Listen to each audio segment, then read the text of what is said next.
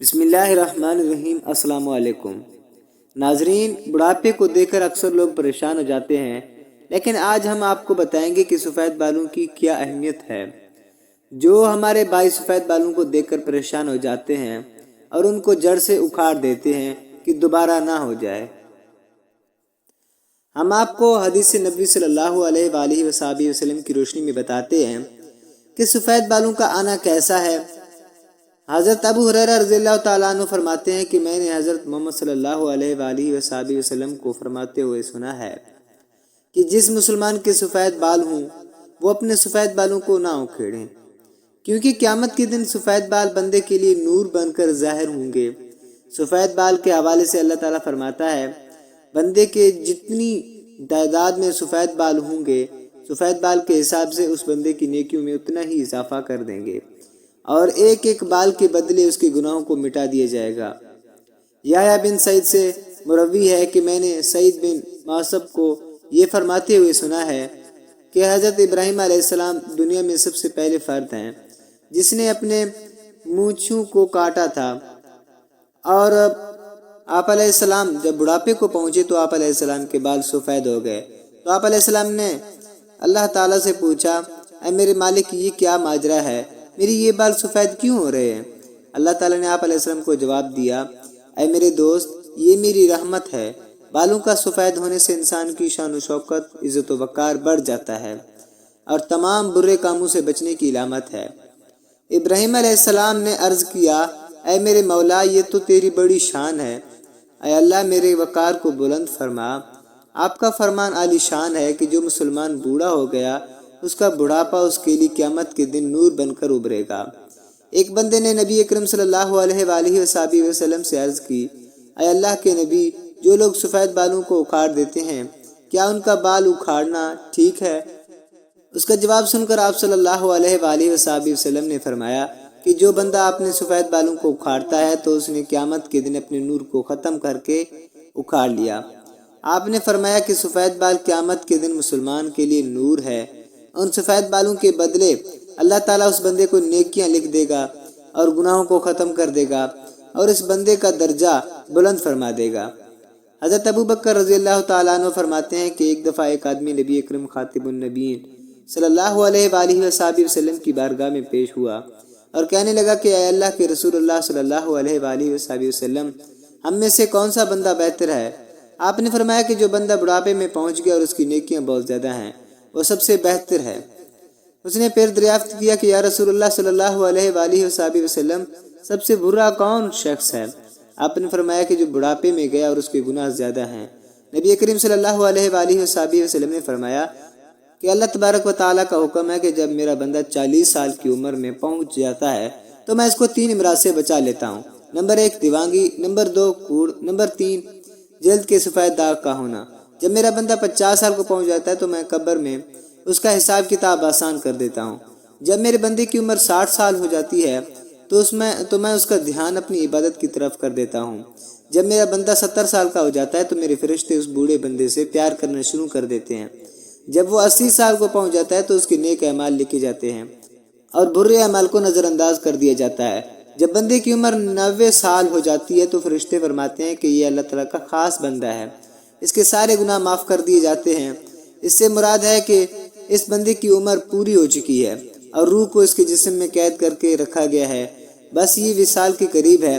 جب بندے کی عمر بہت زیادہ ہو جاتی ہے تو اس کے ہوش و حواس قائم نہیں رہتے، وہ جو منہ میں آتا ہے بول دیتا ہے، اس کو پتہ نہیں چلتا کہ وہ کیا کہہ رہا ہے، کون سے الفاظ بول رہا ہے۔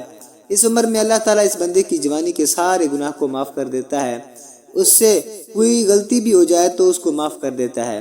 حضرت جابر رضی اللہ تعالیٰ عنہ سے مروی ہے کہ آپ صلی اللہ علیہ وآلہ وسلم نے فرمایا کہ حضرت جبرائیل علیہ السلام ابھی میرے پاس آئے اور فرمایا ہے کہ قسم ہے مجھے اللہ تبارک و تعالیٰ کی جس نے آپ صلی اللہ علیہ وآلہ وسلم کو حق اور سچ کے ساتھ بھیجا ہے، ایک آدمی نے 500 سال تک سمندر میں ایک پہاڑ کے اوپر رہ کر اللہ تعالیٰ کی عبادت میں گزار دیے۔ یہ پہاڑ تقریباً 30 مربع میل پر مشتمل ہے۔ یہ پہاڑ کئی سینکڑوں میل پہلے سمندر کے اندر واقع ہے۔ اللہ تبارک و تعالیٰ نے اس بندے کے لیے اس پہاڑ پر میٹھے پانی کا چشمہ عطا کر دیا جس کی دہار ہاتھ کی انگلی کے برابر ہے۔ اس پہاڑ کے پاس ایک انار کو اگا دیا ہے جس پر ہر دن ایک انار لگ جاتا ہے۔ وہ بندہ پہاڑ سے نیچے آتا ہے، پیٹ بھر کر انار کھاتا ہے، وضو کرتا ہے اور خدا کریم کی عبادت میں مصروف ہو جاتا ہے۔ جب اس نیک بندے کی موت کا وقت آیا تو اس نے اللہ تبارک و تعالیٰ سے دعا کی کہ اے اللہ، میری موت سجدے کی حالت میں آئے اور میرے جسم کو پاک صاف جگہ پر محفوظ کر دیا جائے، اور جب قیامت کے دن دوبارہ مجھے زندہ کیا جائے تو سجدے کی حالت میں زندہ کیا جائے۔ اللہ تعالیٰ نے اس کی یہ خواہش کو پورا کر دیا۔ ہم آسمانوں پر جاتے اور زمین پر اترتے وقت اس کو سجدے کی حالت میں ہی دیکھتے ہیں۔ روز قیامت جب اس شخص کو اللہ تعالیٰ کی بارگاہ میں پیش کیا جائے گا تو اللہ تبارک و تعالیٰ اس کو فرمائے گا کہ اے میرے بندے، میری رحمت سے جنت میں چلا جا۔ تو یہ بندہ سوال کرے گا کہ اے اللہ، میرے نامہ اعمال کی وجہ سے مجھے جنت میں کیوں نہیں بھیجا جا رہا ہے؟ پھر اللہ تعالیٰ فرمائے گا جا بندے، میری رحمت سے جنت میں چلا جا۔ یہ بندہ کہے گا اے اللہ، میرے عمل کی وجہ سے مجھے جنت کیوں نہیں عطا کی جا رہی؟ تو اللہ تعالیٰ اسے فرمائے گا کہ تجھے جو نعمتیں میں نے عطا کی ہیں اس کا اور تیرے عمل دونوں کا حساب کتاب ہوگا۔ صرف آنکھ عطا کی گئی نعمت سے اس کے 500 سال کے سارے کیے گئے نیک اعمال ختم ہو جائیں گے، اور باقی سارے جسم پر جو احسان ہوں گے وہ زیادہ ہوں گے۔ اللہ تعالیٰ فرمائے گا کہ اس بندے کو جہنم میں ڈال دو۔ جب اس کو جہنم میں لے جانے کے لیے پکڑا جائے گا تو وہ بندہ کہے گا اے اللہ، مجھے اپنی رحمت کے ذریعے جنت میں بھیج دو۔ اللہ تعالیٰ فرمائے گا کہ میرے اس نیک بندے کو ادھر لاؤ۔ جب اس کو لایا جائے گا تو اللہ تعالیٰ فرمائے گا کہ تجھ کو پیدا کرنے والا کون ہے؟ وہ بندہ کہے گا یا اللہ، آپ نے ہی مجھے دنیا میں زندگی دی ہے۔ پھر اللہ تعالیٰ فرمائے گا کہ تجھ کو 500 سال تک زندہ رکھ کر عبادت کی توفیق دینے والا کون ہے؟ وہ جواب دے گا یا اللہ، آپ ہی نے مجھے زندہ رکھا اور عبادت کی ہمت دی۔ اللہ تعالیٰ فرمائے گا کہ تجھے سمندر میں پہاڑ کے اوپر کس نے پہنچایا اور وہاں پانی اور انار مہیا کرنے والا کون ہے؟ وہ بندہ جواب دے گا کہ یا اللہ، آپ نے ہی مجھے سب کچھ عطا کیا ہے۔ اور اللہ تعالیٰ فرمائے گا کہ تیرے کہنے پر ہی میں نے تیری جان سجدے کی حالت میں نکالی اور سجدے کی حالت میں دوبارہ ڈالی، یہ سب میری رحمت کی وجہ سے ہی ہوا ہے۔ میں اب بھی تجھے اپنی رحمت کی وجہ سے ہی جنت میں داخل کر رہا ہوں۔ حضرت جبرائیل علیہ السلام نے فرمایا اے اللہ کے نبی، دنیا اور آسمان میں جو کچھ بھی ہے وہ اللہ تعالیٰ کی رحمتیں ہیں۔ حضور اکرم خاتم النبیین محمد رسول اللہ صلی اللہ علیہ وآلہ وسلم ابھی پیدا ہی نہیں ہوئے تھے کہ ان کے والد وفات پا گئے، اور ان کے پیدا ہونے کے کچھ ہی سال بعد ان کی ماں بھی وفات پا گئی۔ آپ صلی اللہ علیہ وآلہ وسلم فرماتے کہ کاش میرے ماں باپ زندہ ہوتے اور میں ان کی خدمت کرتا۔ فرمایا اور نہیں تو میری ماں زندہ ہوتی، کیونکہ ماں کو دیکھا تھا، باپ کو نہیں دیکھا تھا۔ فرمایا کاش میری ماں زندہ ہوتی اور میں عشاء کی نماز کے لیے مصلی پہ کھڑے ہو کے الحمدللہ رب العالمین پڑھ رہا ہوتا، اور ادھر سے میری ماں مجھے بلاتی محمد، تو میں نماز توڑ کے کہتا ہے جی اماں جان میں آ رہا ہوں، میں نماز توڑ دوں گا۔ تو ناظرین، اپنے والدین کی عزت کرو، بڑھاپا بڑا خوفناک ہے۔ اولادیں چھوڑ جاتی ہیں اور ماں باپ واش روم جانے سے بھی عاجز ہوتے ہیں۔ اپنے ماں باپ کی دعائیں لو۔ میرے نبی نے فرمایا عمر، میرے بعد ایک آدمی آئے گا، اس کا نام اویس اور وہ کرن کی شاخ سے ہوگا، اس سے دعا کرانا۔ علی آپ بھی، عمر آپ بھی۔ یا رسول اللہ صلی اللہ علیہ وآلہ وسلم، کس لیے؟ کہا اس نے ماں کی ایسی خدمت کی ہے کہ جب بھی ہاتھ اٹھاتا ہے اللہ تعالیٰ اس کے ہاتھ خالی نہیں لوٹاتا۔ حضرت عمر فاروق رضی اللہ تعالیٰ عنہ نے حج کے موقع پر سارے حاجی کھڑے کر لیے، یمن والے کھڑے رہو، باقی بیٹھ جاؤ۔ پھر فرمایا کہ یمن والے بیٹھ جاؤ، کرن والے کھڑے رہ جاؤ۔ ایک آدمی کھڑا رہا، پوچھا تم کرنی ہو؟ کہا جی ہاں میں کرنی ہوں۔ اویس کو جانتے ہو؟ جی میرے بھائی کا بیٹا ہے، لیکن تھوڑا سا پاگل ہے۔ آپ کیوں پوچھ رہے ہیں؟ حضرت عمر نے فرمایا وہ نہیں، تو پاگل ہے۔ پوچھا وہ کدھر ہے؟ کہا وہ اونٹ چرانے گیا ہے عرفات کی طرف۔ تو آپ نے حضرت علی کو ساتھ لیا اور عرفات میں پہنچ گئے۔ دیکھا تو اویس کرنی ایک ککر کے نیچے نماز پڑھ رہے تھے اور اونٹ چر رہے تھے۔ تو جب انہوں نے دیکھا کہ وہ دو آدمی آ کے بیٹھ گئے تو انہوں نے نماز مختصر کر دی۔ تو حضرت عمر نے پوچھا کہ کون ہو بھائی؟ کہا جی میں مزدور ہوں۔ کہا تیرا نام کیا ہے؟ کہا جی اللہ کا بندہ پیارے بھائی۔ تیرے ماں نے تیرا نام کیا رکھا؟ اس نے دونوں نہ حضرت عمر کو دیکھا تھا نہ علی کو۔ وہ کہنے لگا بھائی تم کون لوگ ہو؟ تو حضرت علی بولے کہ بھائی یہ ہیں امیر المؤمنین عمر بن خطاب اور میں ہوں علی ابن ابی طالب۔ تو وہ ایسے کانپنے لگا کہ جی میں معافی چاہتا ہوں، میں پہلی دفعہ آیا ہوں، میں نے آپ کو دیکھا نہیں، فرمائیے۔ اب حضرت عمر نے کہا ہاتھ اٹھا کر ہمارے لیے دعا کرے۔ تو وہ روتے ہوئے کہنے لگا جی آپ اتنے عظیم صحابہ اور میں آپ کے سامنے ایک عاجز مسکین، میں دعا کروں؟ میری اوقات ہی کیا ہے اور کہاں میں؟ ہمارے نبی نے فرمایا تھا اویس آئے تو دعا کروانی ہے۔ عمر اور علی جیسی ہستیوں کو دعا کے لیے کہا جا رہا ہے۔ پیچھے تہجد ہے نہیں، جہاد ہے نہیں، علم ہے نہیں، نماز ہے نہیں، روزہ ہے نہیں، زکوٰۃ ہے نہیں، خیرات ہے نہیں، کیا ہے؟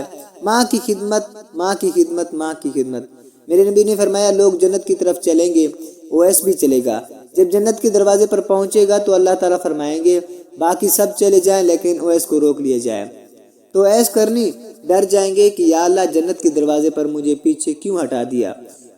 پھر اللہ تعالیٰ فرمائیں گے کہ پیچھے مڑ کے دیکھو تو لوگوں کا مجمع ہوگا جو جہنم میں جا رہے ہوں گے۔ تو اللہ تعالیٰ فرمائیں گے کہ اویس تو اپنی انگلی کا اشارہ کر، جس جس پر تیری انگلی پڑے گی تیرے طفیل میں سب کو جنت میں ڈال دوں گا۔ باپ جنت کا سب سے بڑا دروازہ ہے، اگر تو نے باپ کو ناراض کیا تو جنت کا دروازہ کھل نہ سکے گا، یہ باپ کا مقام ہے۔ اللہ کے نبی نے فرمایا مجھے اللہ کی قسم میں نے کوئی شادی اپنی مرضی سے نہیں کی، میرے اللہ نے فرمایا یہاں کرو، میں نے اپنی بیٹی وہاں دی، جہاں میرے اللہ نے فرمایا سبحان اللہ۔ تو آپ نے اتنی شادیاں کیوں کی ہیں؟ ہمیں گھر کی زندگی سمجھانے کے لیے میری بات غور سے سنو۔ دنیا کا سب سے بڑا رشتہ خاوند اور بیوی کا ہے، سب سے مقدس رشتہ ماں اور باپ ہے، لیکن سب سے بڑا رشتہ خاوند اور بیوی ہے۔ جب یہ ٹوٹ جاتا ہے تو پوری نسل برباد ہو جاتی ہے۔ آپ نے زندگی گزار کے دکھائی، آپ گھر میں جھاڑو دے رہے ہیں، آپ حضرت عائشہ رضی اللہ تعالیٰ عنہ کو لقمے بنا کر کھلا رہے ہیں اور حضرت عائشہ کی دلداری کے لیے فرما رہے ہیں کہ عائشہ مجھے جب سے پتہ چلا ہے نا کہ تو جنت میں میری بیوی ہوگی تو مجھے تو مرنے کا شوق لگ گیا ہے۔ اللہ کی قسم ہمیں سکھانے کے لیے جس نے اللہ کو دیکھ لیا اسے عورت کی کیا خواہش رہ جاتی ہے۔ یہ ہمیں سکھانے کے لیے تھا کہ سب سے زیادہ عزت بیوی اپنے خاوند کو دے اور خاوند اپنی بیوی کو دے۔ تمہاری بیوی تمہارا لباس ہے۔ آپ نے 11 گھروں کو کس طرح آباد کیا؟ اس وقت تو 2 مہینے چولہا نہیں جلتا تھا اور کسی کی زبان پر شکایت نہیں تھی۔ یہ کیا تھا؟ حسن سلوک، یہ محبت تھی۔ حضرت عائشہ رضی اللہ تعالیٰ عنہ کی عمر تھوڑی تھی۔ جب جہاد کے سفر سے واپسی ہو رہی تھی تو آپ نے صحابہ سے کہا سارے آگے چلے جائیں، تو سارے آگے چلے گئے، صرف آپ دونوں پیچھے رہ گئے۔ تو آپ نے حضرت عائشہ رضی اللہ تعالیٰ عنہ سے فرمایا عائشہ دوڑ لگائیں، تو کہا ہاں۔ جب دوڑ لگائی تو حضور پیچھے رہ گئے اور عائشہ آگے نکل گئیں۔ یہ کیا تھا؟ یہ حضور ہمیں گھر کی زندگی سکھا رہے تھے۔ کچھ عرصہ بعد حضور نے پھر فرمایا کہ عائشہ دوڑ لگائیں، تو اس وقت حضرت عائشہ تھوڑی موٹی ہو گئی تھی، دوڑ لگائی تو حضرت عائشہ پیچھے رہ گئیں اور حضور آگے نکل گئے۔ تو حضور نے فرمایا عائشہ اب ہم تم برابر ہو گئے، ایک دوڑ تم جیتی اور ایک میں۔ یہ ہمیں گھر کی زندگی سکھائی۔ گھر میں عورتوں کے لیے کہا اگر میری شریعت میں سجدہ ہوتا تو میں بیوی سے کہتا کہ اپنے خاوند کو سجدہ کرے تاکہ ایک نسل پیدا ہو۔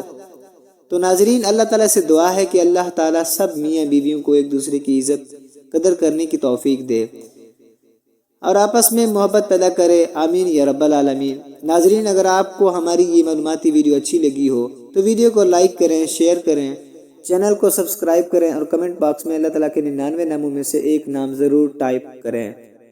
اگلی ویڈیو تک کے لیے اجازت دیجیے، اللہ حافظ۔